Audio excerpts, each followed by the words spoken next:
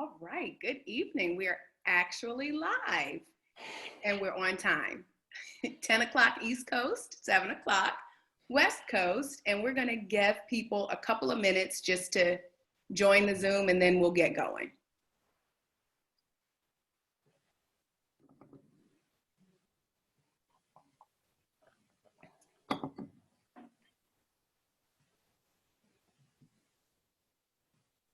People are joining. Welcome, welcome.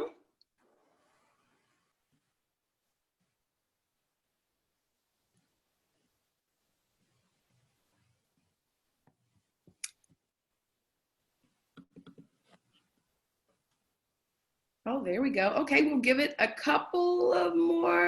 few more seconds to let people join.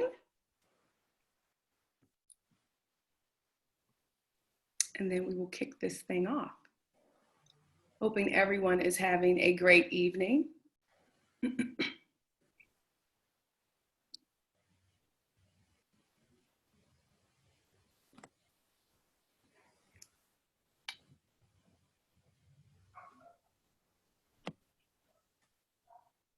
And so I'm pretty sure that Lisa would give us the thumbs up to kind of start this thing off now. And as others join, they will be able to join in the conversation. And so a couple of housekeeping rules. I want to let everyone know that you are being recorded. And I also want to let you know that if you look down at the bottom, you will see a Q&A button. If you have questions during this webinar, please feel free to populate it there. We will be monitoring it. There also have been questions that were submitted in advance. And so those will be our first choice, our go-to questions, and then we'll start pulling from the Q&A as well. And so I want to introduce myself. I'm Kristi Henderson. I am the moderator for this evening. I ask that this amazing village have a little grace on me. I know you all had a very amazing moderator, Lauren Lake, with your last conversation. And I know you have two amazing moderators and panelists coming up, David Johns and Jeff Johnson, who are all professional speakers. I, however, am not, but I am passionate about my community and the work that we do in regards to social impact and civic engagement. And so I'm happy to be here with you this evening as we discuss, and you'll see me kind of lean to the right every now and then to make sure I'm on track and getting my questions in.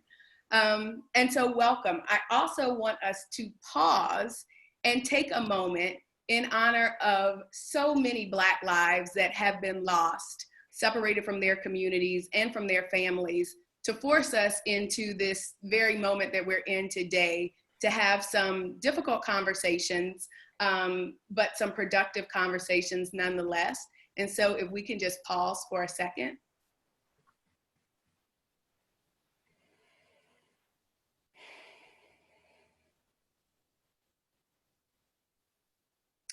Welcome. On behalf of the Private School Village, let's kick this thing off.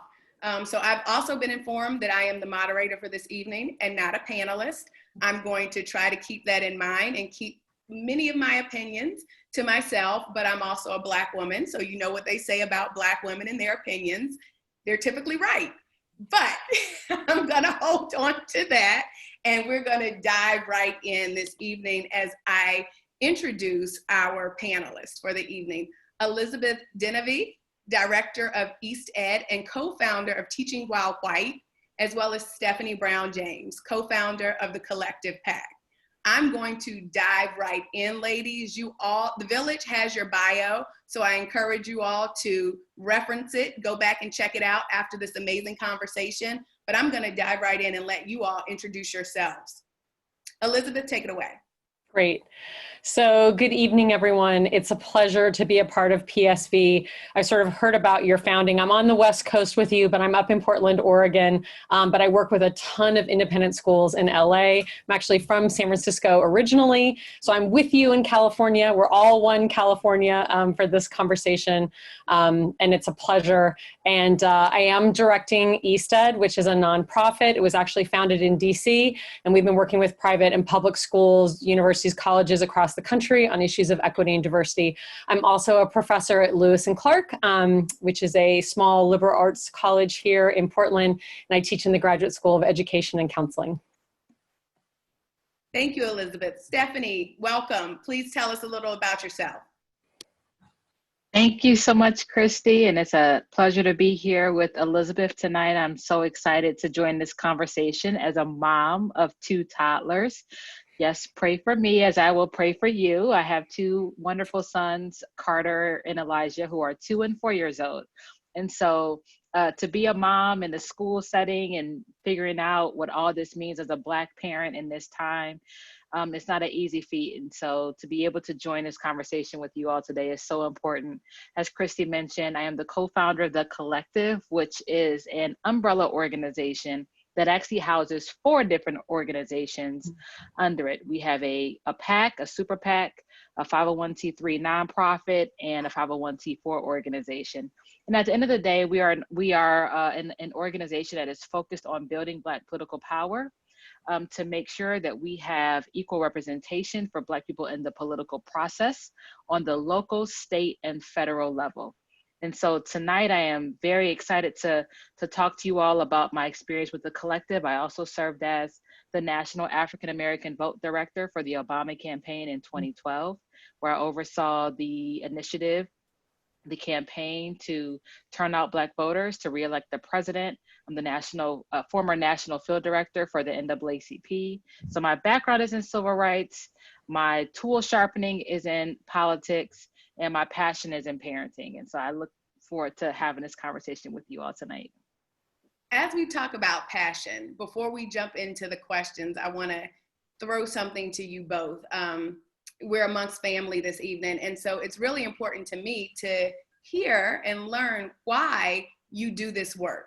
What brought you to this area of advocacy, and how does your passion tie into it? Because I find that moving through the communities and moving through social impact work and civic engagement, everyone has a story, but there's something that draws them, their passion to the work. Right. Jump right in, Steph. Yeah, and so it's funny because I had a conversation with Lisa earlier this week, and again, I'm just so grateful for the invitation to join you all tonight. And I told her that I actually started my service in civil rights, social justice work when I was 14 years old.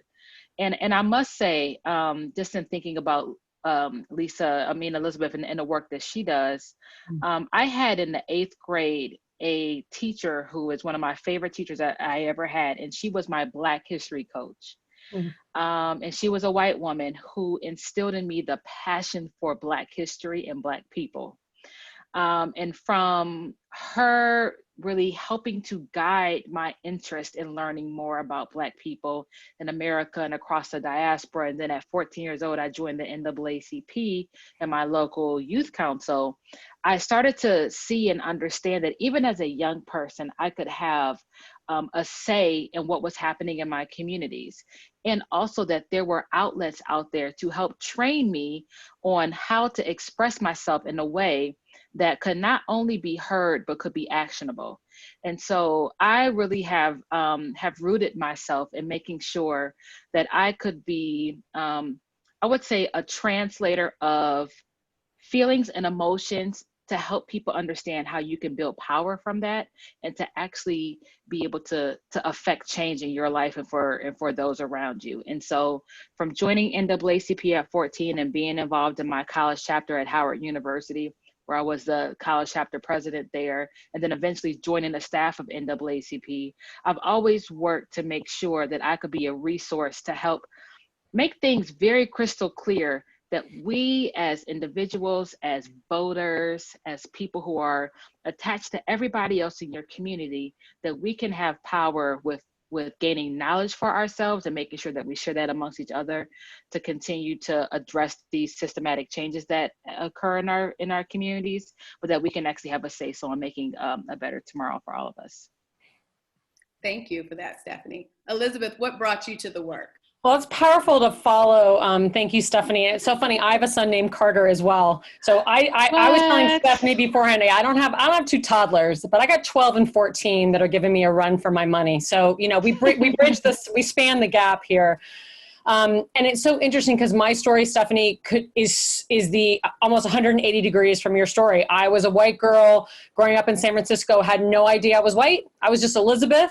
Went to college and ended up doing some work when I did my master's in New York and starting to beam up. I was an American Studies teacher and was looking at American history, right? And started learning all this history that I was never taught. I never had a teacher who taught me Black history. I never had a teacher of color until I was in college. So I had none of that. And I was a really passionate English teacher, and I was very interested in ethnic studies. My family is Italian and Irish on both sides, both came via Chicago and San Francisco. So I was deep into my ethnic roots and what that looked like, never thinking about my race, never talked about it. And then when I was about 25, I was teaching a class in Palo Alto, an ethnic studies class. And I was teaching all writers of color. I wasn't teaching any white writers at all. And about halfway through the class, the girls of color came to me and they just said, I was teaching an all girls school in Palo Alto. And they said, you know what, Elizabeth, love your class and so glad we're reading authors, who look like us. Like, it was the first time for most of those young women of color they've ever read somebody who looked like them. But they said, you're not dealing with the white kids in the class, and there's a lot of racism happening, and we know that you don't know what to do. So we're going to drop your class. Thank you so much for offering it, but we're out. Good luck to you. And could not have been more lovely about it, right? And it literally was this huge testing ground for me. I actually left my office. I wrote this was in the 90s. We had one little Mac computer in the office. I wrote my letter of resignation because at that point I was like, I'm just white and racist. I'm done, right? Like, I'm just a racist teacher. I'm out, right? And I had no skills. Talk about white fragility, no skills, right? I'm like, I'm done.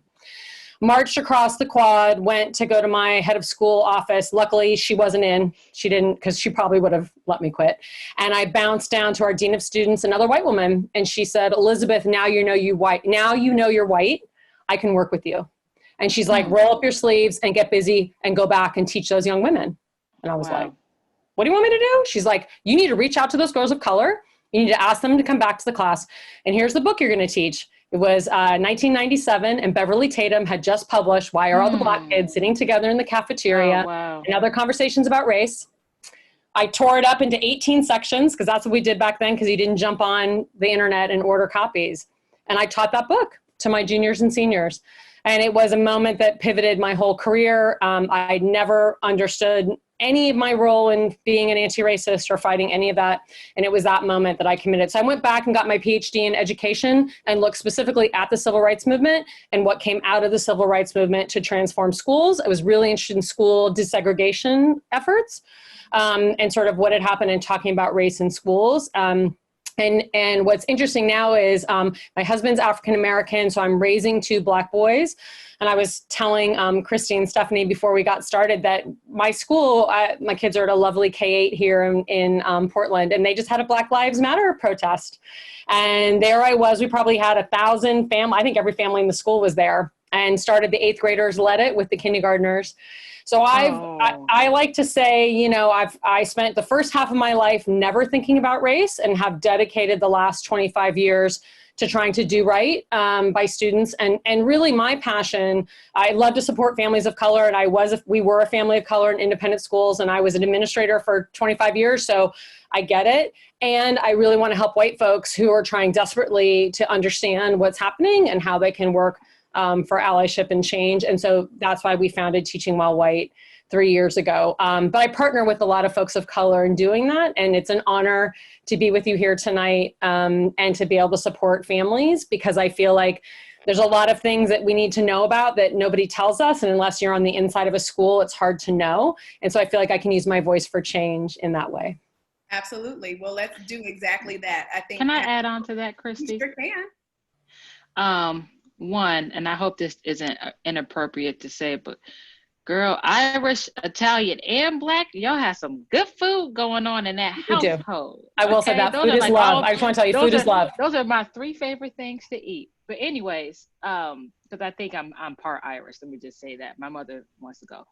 But it's so interesting how sometimes people will kickstart your trajectory into this path of understanding and of learning and of kind of checking yourself. And my parents were both born and raised in Jackson, Mississippi, and came up in Jackson during the height of the civil rights movement.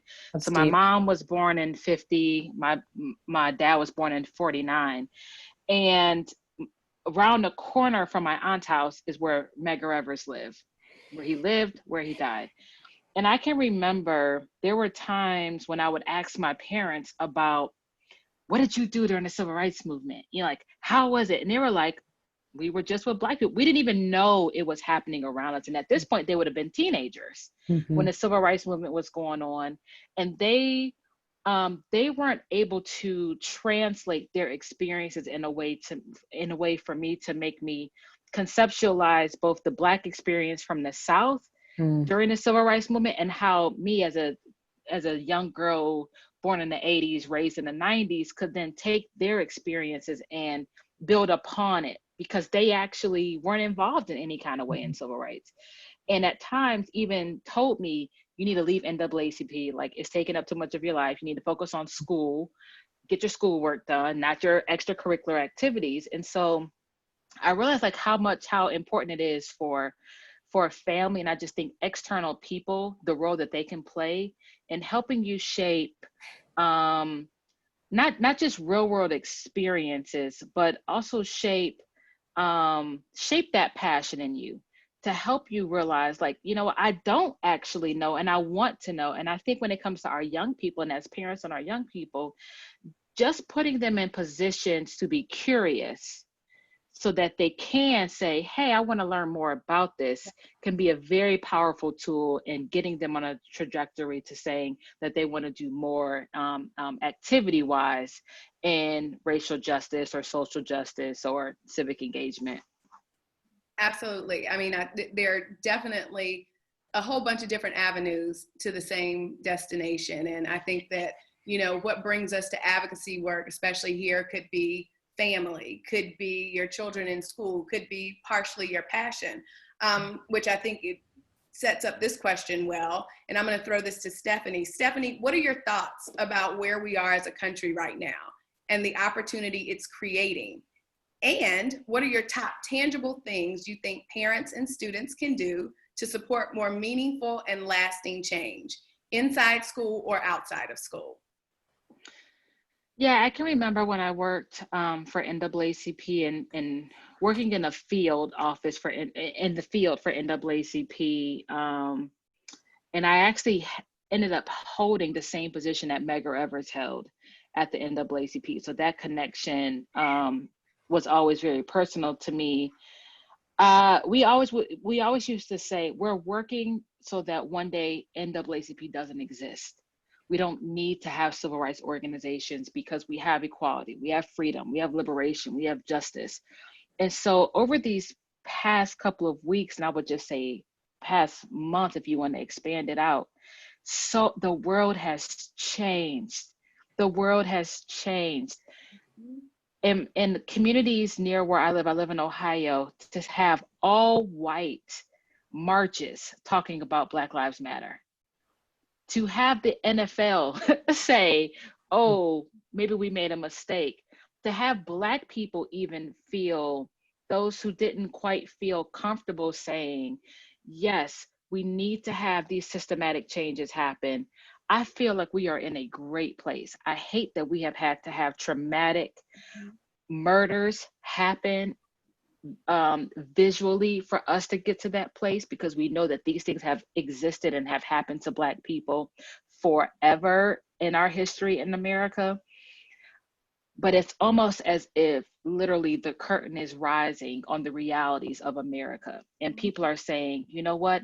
I no longer want to be in the audience. I want to be on the stage to make sure I can have a role to play in shaping what America should be for all of us, what it should be for Black people, what it should be for people of color, what it should be for white people who should understand the role that they play, either consciously or unbiasedly or not, in America being the way that it has been for all of these years. And so I am motivated by the movement that is happening. I would say for parents, you know, and it's tough. I mean, you want to shield your kids so much from like the realities of the world in a variety of ways. Like, I actually hate I ever introduced Ryan's. If you have a kid, a small kid, Ryan on YouTube is the #1 YouTuber. All he talks about is toys. Now my son is obsessed with toys because Ryan has them, and I'm like, oh gosh. And Nickelodeon gave him a show, and I'm like, oh my gosh, I hate ever introduced it. But you know what? There's lessons that I can teach my child based off of the realities that exist, that I think is really important for parents to focus on. And so starting even kids off early and reading different books, just talking to them about their feelings, being able to have them see, you know what, it's okay to express your pain. It's okay to cry. It's okay to talk to me. It's okay to not talk to me. Know that I am here for you, but also let's figure out some outlets in which you can express your pain, your frustration in a way that's productive and can lead towards change happening. And so I'm a person that's really, really big on, I'm over symbolism and I'm over sentiment, and I really want to focus on structural change. And I actually think that families and parents and kids can help be a part of the solution equation to focusing on what are some actual things that need to happen policy-wise, policy prescription wise, to actually create that change that we want to see sustainably.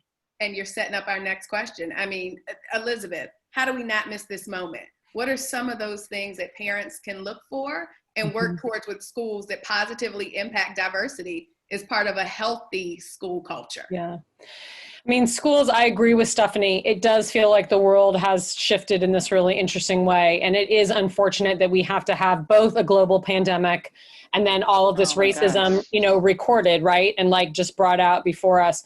What was interesting for our children on the march today, when they came around, we got to our busiest corner in Portland, and we kneeled for the 8 minutes and 54 seconds that Mr. Floyd, you know, was held under the knee by the police officer.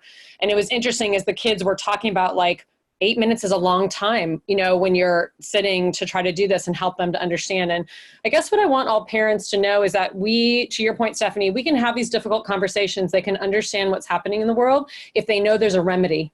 And they could see the remedy by all their friends and all these families coming out. So they can process the horrible things that happen if they know that there's something that can be done about it.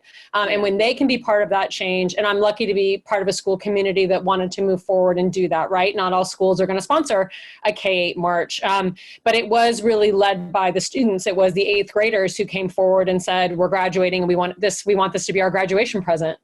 And it becomes very hard for a school to say, no, 8th graders, I'm sorry, we're not gonna let you do that, right? And they made their argument. And I would say that those 8th graders were able to make that argument because they had those conversations at home with their families. I think those were conversations at the dinner table. There were things that were talking about what happening. Those children were practiced in having those conversations. They were things that were talked about, and those children had a sense of advocacy. When I talk to school leaders, I coach a number of heads of schools and superintendents and other folks around the country. And folks are listening in a different way. I'm finding that school leaders have a newfound humility, especially if they identify as white. And I think they're trying to listen to their families of color in a different way. I think they're trying not to be defensive and explain, but they want to know. And I want to be careful about not saying to families of color, you have to lead us through, you have to tell us what's happening. But I do think it's an important piece to sort of, what I always say is, like, take your school at its word. I'm sure your head of school has sent a message home, right, that talks about the school's deep commitment. So I want every family of color to print that letter, and I want you to walk in with that letter and be like, you said that this is what you wanted, here I am. I want to come. And so my first thing is always take the schools at their word. Whatever's coming out now, whatever they're putting out those pieces, I want you to link arms with your administration and say, all right, we've got your back. Thank you for putting this out. If the statement wasn't what you needed to hear, I need you to say that too, right? And say, gosh, I think we missed the mark. Here's some things that we're missing. This would have been really good for me to hear. If you do future communication, I'd be happy to help you liaison with some families of color and talk about what might be important. Could we have a conversation, right? Could we jump on a call together? But I do think it's a time to leverage the collective voice of families of color to be able to take the schools out their word and say, all right, you're saying you want to do something different. Here we go. And hold their feet to the fire. Yeah. And Elizabeth, I want to follow up with that. As in your experience in the work you do, when we think about advocacy for families of color, is there a difference when we're specifically talking about Black families than families of color in general? What have you seen in that aspect? Well, I think in this moment, Kristi, it's really shifted. And I think it's interesting that you all, parents may be watching, even our acronyms are changing, right? So we're moving from talking about people of color. You may have seen the acronym BIPOC, so Black, Indigenous, and People of Color. And I think there's an intentional piece of bringing that Black forward. You're also seeing IBPOC, Indigenous, Black, and People of Color, to recognize what happened to Indigenous folks, then when Black folks got here, then with other folks of color. So I want to say, Kristi, I think there are particular issues that have to be attended to for Black families because of the history of private schools. And I think it depends on the school that your children are in. If your school is a white flight school, chances are it was founded in the 50s or 60s, and it was founded for white people to be able to get their kids away from other Black people. And that's who we were talking about then. You know, we were not talking about Latinx families. We weren't talking about Asian American families. We weren't, you know, those waves of immigration would come later. And of course, those folks were always here, right? But that's not who independent schools were thinking about. Most independent schools did not take their first Black kids until the 80s. Okay, they had their first Jewish students in the 70s, because remember, for a lot of those Jewish students were not considered white until after the Civil Rights Movement. And then they didn't take their first Black students until the 80s. So I think, Kristi, you have to sort of know what that history has been. Did your school take a stand and have Black families early in? Were you graduating Black kids earlier than other schools were? And that gives you a chance to have an alumni base of Black folks who need to be paid particular attention to, because they did desegregate the school in a very particular way. But I also think in this moment, though, we really need solidarity between folks of color to make the kind of change that we want to make. So I guess I want to hope for a both and. I want to recognize the experience of Black folks and what their history has been with private schools, and that many Black families have not always been well served by private schools. And I want to recognize we have a number of others of families of color who are coming in, who are also having a particular experience and maybe not feeling as well served and as well seen. And I think in our solidarity, we as families of color sometimes can make more change. And asking within that, we always, in all the schools that I've worked with, we had a parents of students of color group. And then we had ethnic breakouts within those groups. So Black and African-American parents got a chance to get together, and Asian American families and Latinx families and multiracial families. So I just want to say, I think there's room for all of it. I want to believe that it can be both and, because I think the more inclusive you are, the more power you're going to have, and the more families you represent, the better you're going to be able to leverage change.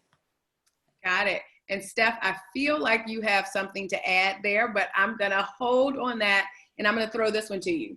Please provide exact tactics on progressive measures to procreate change. What do you find most effective? Letter writing to politicians, protesting, donating? I know you've done all of the above, but what's your advice? So I want to start, I think the exposure and education aspect of this work is really important for young people and also for parents, because especially in this moment and in this society, we all have to relearn a lot. We have to learn a lot. We have to listen a lot. And so I just want to just throw out a couple of really, I think, great resources for parents to shelter their kids in this moment. One of them is, there is a book called Mama, Did You Hear the News? It's by Sonia Gregg, and don't worry, I'll make sure Lisa has all these titles and she'll email them out. But Mama, Did You Hear the News is a great book for young people. I mean, from high school age down, to talk about what happens when a police shooting happens in the community. Similar to a book called Something Happened in Our Town, which is a child story about racial injustice. This is more so for your middle school child, to talk about what happens when incidents of injustice, of racism, especially when it comes a national news story happens. How do kids grapple with that? That's a great resource. There's a book series, and it's a kid's book about ... There's one about racism, which actually the author is from Portland. So I thought that was pretty cool, Elizabeth. But Jason Reynolds, is it Jason Reynolds? So this book is actually it's by Jelani Memory. This book is for your elementary school kids, and so your kids that are just starting to read, they can read this book to really process their feelings as they may overhear things. And what I love about this book series is that they have a book about belonging, about body image, about feminism, about money. And so it's a whole series to help you have conversations with your kids. And the last thing I want to say, because I'm never lost in this moment when we're talking about Black injustices, the fact that we are on lands that have been held and owned and cultivated by Native people long before any of us were here. There's a book called Young Water Protectors, and it's a story about young people in Standing Rock. And I think it's important in this moment that we also talk about how we're linked by so many challenges, but also so many opportunities for healing and moving forward. So I just wanted to just point out those specific books. But to your question, Kristi, I am a big believer in the power of the vote and the power of civic engagement. And, you know, we keep talking about all these laws that need to be changed and the policies that need to be changed. If you want to change the laws, you have to change the lawmakers. That's how politics in America works. And so we're talking about police departments, we're talking about police chiefs and what they do or don't do. In most cities, your police chief is chosen by the mayor. And guess what? You actually vote on the mayor. You vote on the city council that decides the budget for your police department. Everything that happens as far as laws and policies in your community, you have a say-so as a voter. And so when we can talk to our young people and our families early about civics, which alas, have been widely stripped from school budgets, not just public school, but private school budgets. We're no longer talking about civics like we used to. We're not talking about all the branches of government and how they work, let alone the power that you have as a citizen and as a voter in this country. You know, I think it's really important that we understand we have the power to change the laws and the lawmakers to make sure that people are listening to the concerns of the community and are creating policies to help implement the change that we seek. And that can happen with young people. Even as a teenager and you can't vote, you can learn about the system to influence those in your family and those in your community that can vote and to help people in your community to get to the polls. So I'm a really big proponent of that, just as we are with our collective organization. Thank you for that, Steph. And in addition to pushing and making change on the outside and understanding the important role that elected officials play and how they have the ability to change, how do our villagers do that internally within their schools? And so when we talk about Black families, when we talk about civics missing from curriculums, when we talk about quote unquote Black history, which is American history, never included in the curriculum, what are the best ways and tactics that you can recommend that they can advocate internally to implement those changes that are so important? Great. And either one of you can grab that. I'm happy to start, and then Stefanie, fill in. I feel like having been an administrator for so long, I feel like I can sort of speak to it, having been on the inside and watching where change has really happened. The one thing I always say to families is it's really holding the schools accountable to a notion that it's not diversity in sort of like the moral sense, but it's diversity in the academic sense, and the value of having Black families and having racial diversity in the classroom and in the school and on campus actually increases the critical thinking of all students. I think for so long it was a lot of tokenism, and it was like inviting Black families to come, and like we used to always say, you can sort of be like, you're a guest at the party, right? But it's not your house. And I think the most important thing is to say every Black family should when you walk into the school, I want you to feel like this is my school. And so as much as you can, asking questions or wanting to push this notion of diversity, racial diversity is good for everybody. And I always say, the schools are lucky to have you. I never want Black families to forget that, because sometimes you're so grateful to be in this wonderful school community that sometimes we're willing to put up with stuff. And I always say, remember, they're lucky to have you too. And the presence of your family and having that diversity the greater diversity we have, the greater levels of critical thinking, creativity, and problem solving. And we've got like loads of research on that. So I think really pushing the diversity mission to not be one that's just about, oh, can't we just celebrate food, folks, and fun? But it really becomes the importance of having a multiracial community and what that means for children's development. The second thing I would say too is that, usually diversity and equity work in private schools lives or dies by the commitment of the board. And so I always say to Black families, I need you to get on the board. I need you to run for the board. I need you to start signing up to volunteer and to chair particular events. I want you in the pipeline. So when the board committee, that's called the nominating committee, when they're deciding and they need new board members, I want them thinking about Black families. Most schools will say they want to have greater diversity on their board, but they'll say, we just don't know who to ask or we're not sure. I want Black families to be front and center and to be able to say, I chaired the Fall Fest. I would be excellent on the board, and making sure you're getting on the board. Why do I say that? Because here's the deal. The board actually hires the head of school, and the board tells the head of school what their marching orders are going to be. The board evaluates the head of school. So the board can say to the head of school, you need to do more work on diversity. You need to spend more time. We need to allocate more money. You need to hire more teachers of color. And when I've seen a board push that forward and do that, that's where change starts to happen.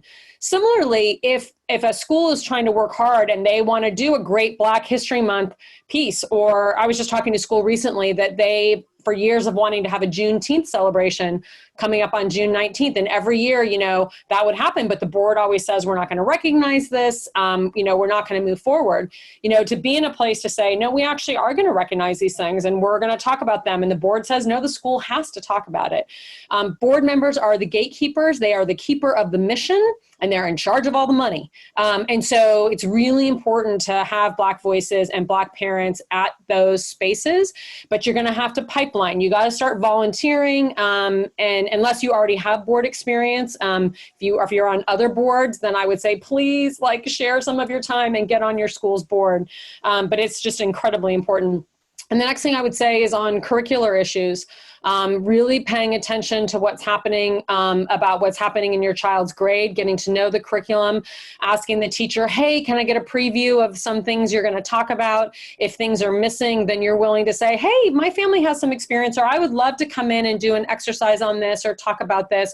Could I be helpful? I know so-and-so. I hear you're doing this. My friend Stefanie, Kristi could say, my friend Stefanie's going to be in town. She's amazing on advocacy. I heard you're doing a project with the 5th graders about being change makers. My friend Stefanie could come in and talk to their class, right? The ability of you to be able to move the curriculum in most of our schools where it is majority white faculty who are going to be like a faculty member like me who want to do all the right things and have all the best of intentions, but they don't know the history and they don't know where there's important points are. So I think being able to partner with teachers, getting your arms, and I'm not saying in an intrusive way, and what are you teaching and what's going on? It's really like, hey, I'd really love to help you with the curriculum in any way that I can. And, but you got to know it first, right? And that's where Black parents networking, I always found it was really helpful for the middle school and high school parents to advise the elementary school parents about what was coming in a school, right? Be prepared for the 3rd grade, Ellis Island story or whatever. And when your family's got to dress up if they came through Ellis Island, you got to be like, Black people couldn't come through Ellis Island. What do you want us to dress up as? Getting out in front of that, I had to go to my child's, teacher and be like, okay, so my kids couldn't come through Ellis Island. How could we expand the immigration unit? And we worked together to think about what role my kids could take in coming through. So just ideas that way. But I would say, that notion of the mission being diversity and racial diversity is academic excellence, working through the board and getting on the board as quickly as you can, as many of you as can, and then thinking about curriculum and inserting yourself appropriately in what your children are learning. Thank you, Elizabeth. And a couple of things that come to mind. Understanding that progress is a process and all of those things that you mentioned. Oh, that's good, Kristi. I got another Write that one down already. I got another one. But understanding that progress is a process and it takes often more time than we have to give. Another statement that I heard this week is, we are peaceful, but we aren't patient. Exactly. So when I think But about, we've been patient, yeah. we've been way too patient. But when I think about us being peaceful, but not patient, and I think about the justice system, Steph, what talk about that process? Can we really improve the justice system? Can we really get rid of systemic racism? Or, I mean, does it just take too long and it's going to be a lifetime until we see any types of change? So I kind of want to tie that with your other question, Kristi. And the first thing I thought about is there's a lot of talk about allies, white allies, other people being allies. I want you to be my ally in action.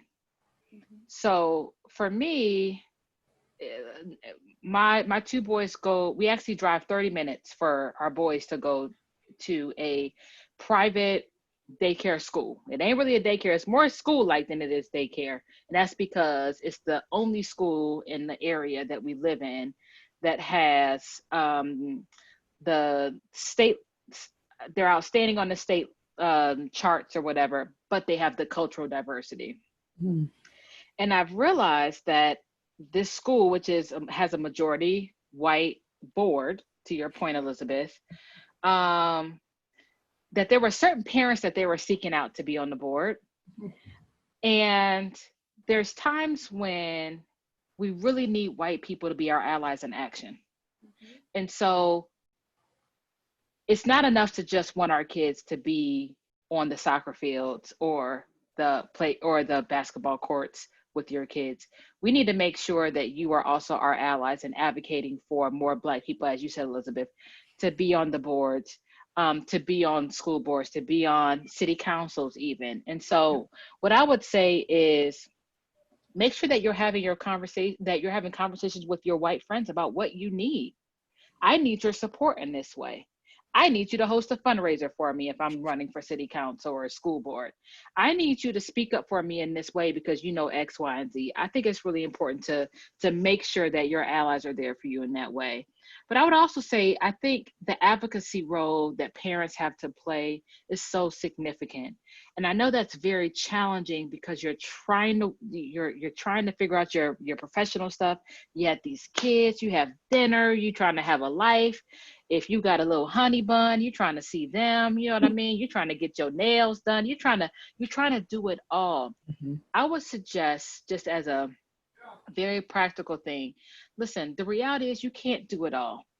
But if you have a crew of people, maybe this is a crew from your school or just a crew of other private school parents that you figure out who can do what when. And so I know that for me, I am going to go to the city council meetings that happen every Tuesday in our community, and I'm going to report back to our crew about what happened. And so is going to go to every board meeting that occurs with our private school, and then they're going to report back what happens. Having a village that is committed to each other, to show up and share is extremely important, because you can get so overwhelmed by wanting and needing to be in all the places where decisions are being made and having your voice heard.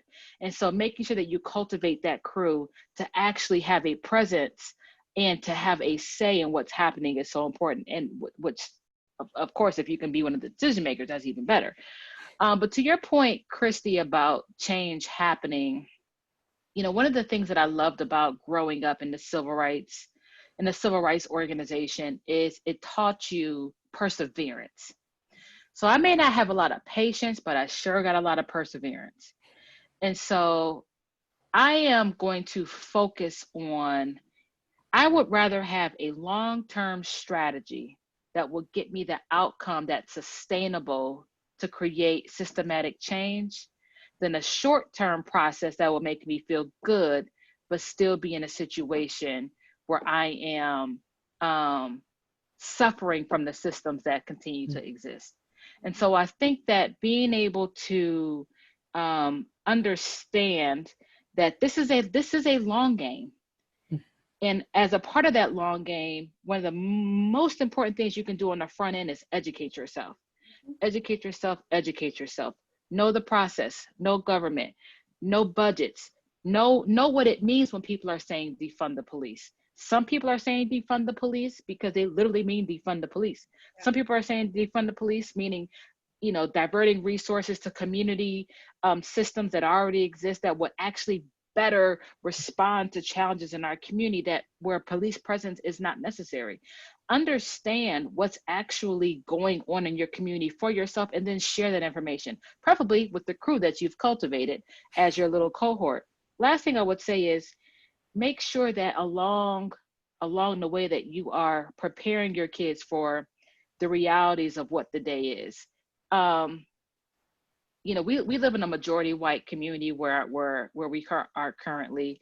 And it's so funny because we have a very Black organization that my husband and I run, but we're in a majority white community. And I realized that my children are going to grow up in their reality, which is very different from the reality.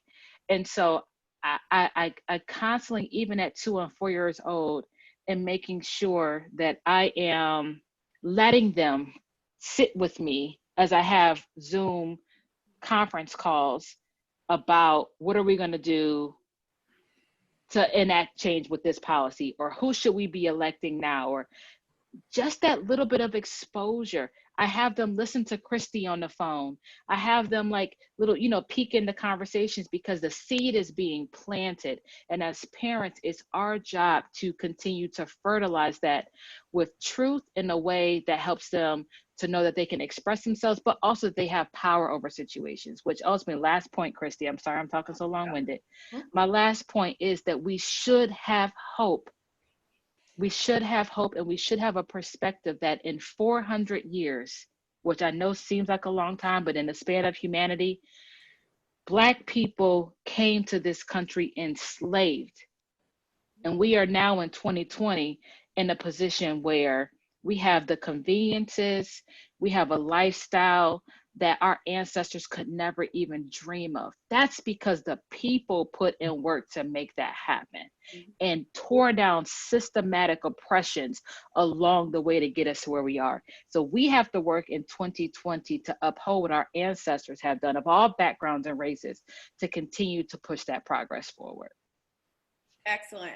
Kristi, can I just add, I just want to build on what Stefanie said, because I think it was so powerful when you talked about all of that, but especially your networking. And I just want to add connecting with Black teachers in the school and having them be part of your crew as well, because I think sometimes Black teachers are really isolated. And I think the power of Black teachers to join Black parents and help you know what's happening. And we used to have meetings when I was in DC where we had our Black parents and our Black faculty actually got together and we broke bread together. And so I think even thinking about those Black teachers who may be the only third grade teacher or the only whatever, and putting your arms around those teachers as well. I've seen Black teachers just make a huge difference. Black parents make a huge difference for Black teachers and vice versa. Because those Black teachers will look out for your kids in a particular way, and they'll call you if something's happening, they'll let you know. The other piece I was gonna say for families too, like telling your family stories. I think sometimes there's a worry that there may be pain in our family stories and we don't want to share. You know, on my husband's side, we have enslavement on both sides of the family. And when our kids ask about those ancestors on his side of the family, we have to tell them what that was. And I think a lot of times we worry about telling those stories because we're afraid we're going to pass on that pain or it's going to be too hard or too overwhelming.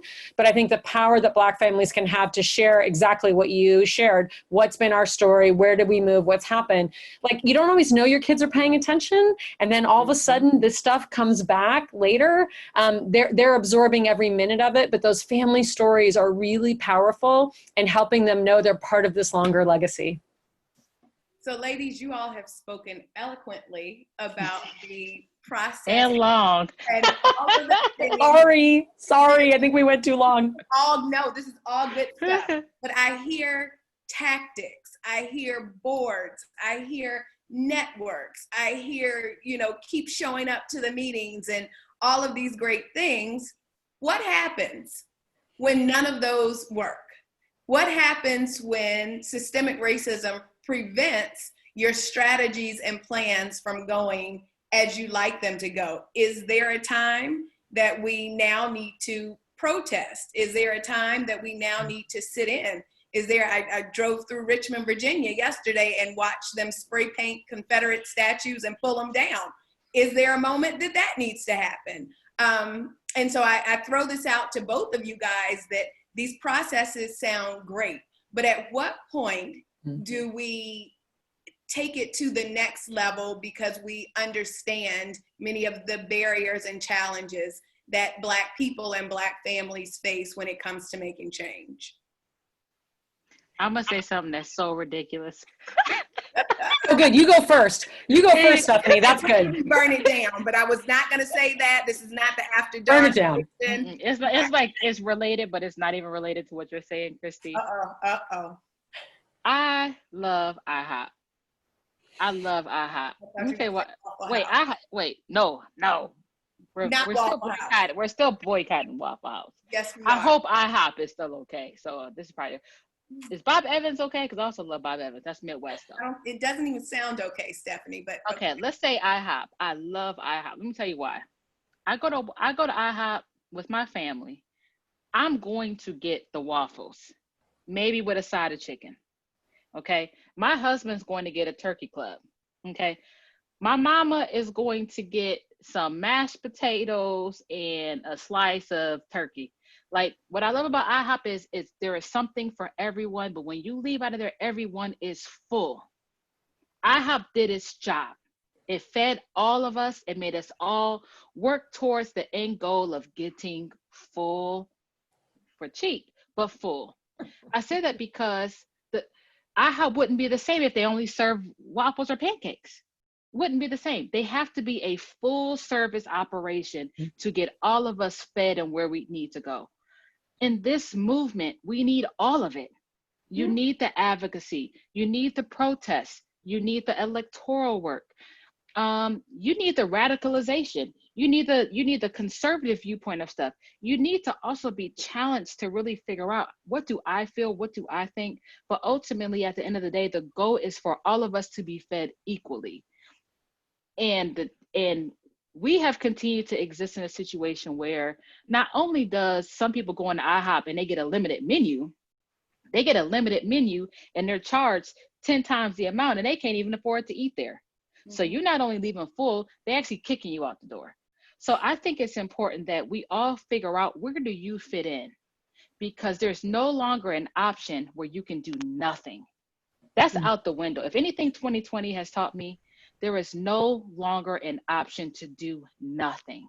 We all must do something. The key is figuring out, what is my something and how can I best use it for the benefit of the collective?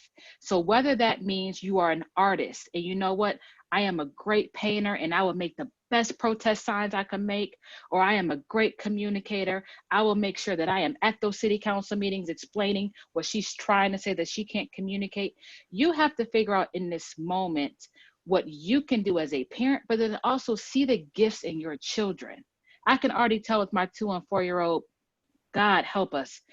My 4-year-old is going to be an engineer. My 2-year-old is going to be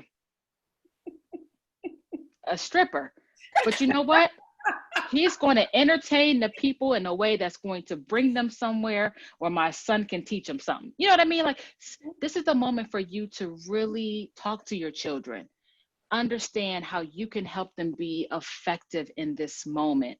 And I think if we all realize that we have a role to play in the collective, in the building of the collective America that will have us all operate at our greatest God-given potential, we'll be able to have change happen. So it doesn't matter whatever opposition comes our way, because we're not focused on that. We're just focused on moving forward. So I don't even be thinking about like the hater stuff, Kristi. I whatever you just said about opposition, I don't focus on that. I just keep my head down and move forward. You keep it going. Well, and keep it going. I think it's important because I love the fact that there are different roles that we all play. And when we think about advocacy for one does not look the same as it does for others. But I'm going to push us back to one. Because I'm not protesting. I'm not marching no more. I'm just going to tell you that, Kristi. That's not the gift that the Lord has given me right now. No. Listen, during the protests that have been going on, I realized that it wasn't in my best interest to march. I'm at home. My dad is 80, and it is not conducive for his health to be out there in COVID. But I did send text messages to all of my younger hitters that were on the street to say, write my name, write my number on your arm with a Sharpie. So if you do get arrested, you can call me and I'll bail you out. We all have different roles to play, but I support. And you've done more than that. You've been a galvanizer of your influence to tell other people who have positions of power what to do. So that's what I'm saying. You've used your God-given talents to be fruitful in this moment, as we all can. Thank you. Elizabeth, I throw that one to you. What are your thoughts? Is there a moment that enough is enough? We can no longer play nicely in the sandbox, and now we've got to turn it up a little bit. Yeah. I mean, I think what's hard with independent schools, because generally most of them, even if they have majority students of color and are moving towards 50 or 55%, 60% kids of color, mainly teachers and admin and board continue to be white. So they continue to be predominantly white institutions. These are not folks, independent schools don't like to be uncomfortable. They don't like to be different. They all just kind of want to like get along to go along. And so if you really are going to sort of bring it to them, I think it has to be very mission-centric, and I think it has to be done as a group. I think individual voices are very easily isolated, put to the side. Oh, here comes Kristi again. Okay, good. Let me do a meeting with her and I'll calm her down and we'll get her all set and then we'll go on our way. I have seen when Black families have come together, and I was talking to Lisa about this, one of the biggest changes I saw was Black families really felt like the school wasn't serving their kids well. They felt like actually the mission wasn't happening for their kids. They went in to try to talk to folks and everybody was like, well, I'm sorry, this is what we can do. And the Black family said, okay, great. We're going to start a Saturday school then for our Black kids because they're not getting what they need. And the school was so embarrassed that they were like, don't start a Saturday school, we'll figure it out, right? Because they didn't want that out there. So I think you have to try to push. I think you're better pushing as a collective. It has to be mission-centric. It's the only thing that's going to move them in a particular way. And I think it has to be the school is not meeting its mission. And you as partners want to hold the school's feet to its fire, again, about what it says it does. Like this was the deal when I came in. Like, this is what you told me you were going to do. This is what it says on the website. It's not happening. How could we be helpful? Because I think you are in a school community. So I don't think you can just go in and burn it down unless you're ready to take your family someplace else. I think otherwise it has to be, okay, great. Like, this is not working. I want to be part of the solution. Why don't you let me know how we can be helpful in you and getting us back into a track. My child has heard that our children have heard these racial microaggressions over and over and over again. Kids are continually trying to touch my kid's hair. There's comments about the clothes. There's other things happening that way. We need an intervention. So let's talk about how you're talking about consent, and I would like to be helpful. Could I come in? So I think you can, but I think you have to do it schools will listen more when you come in as a group. Just makes a huge difference, especially for independent schools. Thank you. I know we're approaching time, but there's one question that I see pop up that's consistently popping up. And as we think about the job and the role of the village to protect and defend, I think it may seem a bit random, but we can't end the evening without asking this question.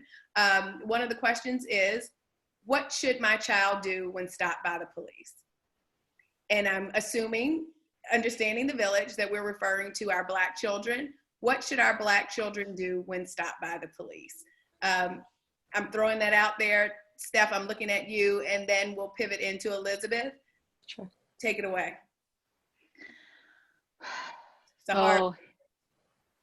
Let me tell you that the hard thing about the question and the reality, the question isn't hard. The reality of it is hard because I hate that we have to be so passive as Black people. To be able to say, if I were talking from a perspective of this, you be polite, put your hands on the wheel, keep your driver's license. And a lot of cars now have either like the little, they have the thing where you put your sunglasses, or you can put a rubber band on your visor, and that's where you keep your registration, and that's where you keep your license, so that you're not digging under here to pull it out. It's up here, that you pull it out and you put your hand. Yeah, we can say all those things. You know, you can say be quiet, don't say more, don't resist, you know, all those kind of things that they say. Get out the car, put your hand on the hood. Which I would say are the general steps in which you can take, and to constantly be of the thought that your goal in this situation is to get home. It's tough because it's like, man, we shouldn't have to be in a society where I know that this is wrong and I can't in any kind of way advocate for myself. And so I am really, really hoping that we get to a society where Black people don't have to be passive and don't have to subject ourselves to demeaning situations when we know we're not wrong. And that's what we should work towards, so that our kids don't have to live in that reality. But in the time being, that ain't the case. So everything I said before about stay, and this ain't just Black kids, this is Black people, women included, who don't get nearly the amount of attention as Black men do when situations occur. Like Breonna Taylor still doesn't have justice, and her killers are still walking free, but you know. So I would just say, you know, straight up, the number one thing is you want your child to remember, you have to come home. You have to come home. You put ego aside, you put pride aside, you have to come home. So PBS actually has some interesting tools that they've partnered with some community organizations on. So I think I'd say for a resource, go to PBS, Google search PBS, Black kid interactions with police, community organizing, things like that. They actually have some good resources that I will point people to. Kristi, a couple things I would add, because my Black son's 14, thinking about getting a driver's license. So we've been having these conversations. I would pull your children's friends aside, both Black, white, whatever racial backgrounds, and have conversations with the families about what you're going to do when, not if, but when my son is stopped and there's a potential for a different thing. How is everybody going to handle that? How are they going to advocate for FJ? So we talk about the families now before what's happening. I'm also a huge fan of going down to your local police department. My husband actually taught me this. Go to your local precinct, coming in with your child. And again, I wish we didn't have to do all this, but we're actually going to do this. We're going to the local precinct. We're going to introduce ourselves as a family in the neighborhood. We're going to know that we are underrepresented. Are there any police officers that are particularly responsible for our area? We would like to meet them. We'd like to introduce them to our son. And most importantly, you want their card. And another mom once taught me that when her kid was in trouble, when the kid could be like, please call Officer Smith at Precinct 12. He knows me, and he'd be happy to vouch for who I am. But being able to say, like, I have a relationship and I know somebody, and I made sure that this mom, a friend of mine, the officer, had her information and she had the officer's information. But that was a tip I never would have thought of that I thought was really valuable. And the other thing, I hate to say it, but if your kid has a phone, you know, you press record on the phone. And we've now told my son, if anything happens, you press record. And I've told all of his friends, everybody press record on whatever device you have. And I'm with you, Stefanie, I hate that we have to say it, but those have been 3 things now as my son's about to be out and be driving that we're going to follow and talk about. And I just want to add one last thing, Kristi, is because I've actually thought about this with my 2- and 4-year-old. I don't know my neighbors well, but I need them to know my Black children. Yep, exactly. So when my Black children are living their regular lives, walking down the street and playing, don't call the cops on them. You call their mama, okay? You walk down three houses down, and also don't act like you don't know my child, okay? You call me. You call their dad. Don't call the police if they're doing childhood things that all the other kids are doing on the street. So I think it's important that we make sure that we, at the end of the day, I would, if it's one piece of advice I would also give our kids is to be aware of your surroundings. Be aware of your surroundings. And that's just not in a racial sense. That is in a everyday life sense, there are places you just don't want or need to be. And you have the autonomy over your life to make decisions that can impact you today, tomorrow, and the rest of your life. That's aside from the police stuff. Yes. Well, ladies, we're not going to end this without giving some next steps and some helpful tips to the village on what they can do right now. So when you log off from this Zoom webinar, what can they do to, Steph, engage, to be more civically engaged? What elections do we need to be looking out for absent of the November election? What do we need to be focused on that can really create more immediate change in our communities? And that's your question, Steph. Oh, my bad, babe. Yes. You know, the first thing I just have to say, because I am a woman of faith, I just say is to have faith and to pray. I just think that is like to cultivate also. I find that I am more tired as a mom than I have been. It's just heavy. And so I've needed to take more time for me to be centered, to be the best mom, the best business owner, the best wife I can be. So that's my number one piece of advice, is to know that you have to have a strong center, a calm center, in order to be the best for everybody around you, especially your kids and your family. So that's number one. Number two, I would say I definitely encourage folks to go to collectivepac.org to learn more about our organization. A big thing that I love about what we do is we train the next generation and the current generation of Black people who are interested in running for office. We have a campaign called the Black Campaign School, and we've had it now for the past 3 years. We've trained over 1,000 people across the country, where we are really working to make sure that Black people who are interested in running for office or currently running for office or want to work on a campaign understand the nuances of how to do those things from a Black perspective. And so I encourage you to look into the Black Campaign School if you or someone you know is running or interested in running for office. More information is on collectivepac.org.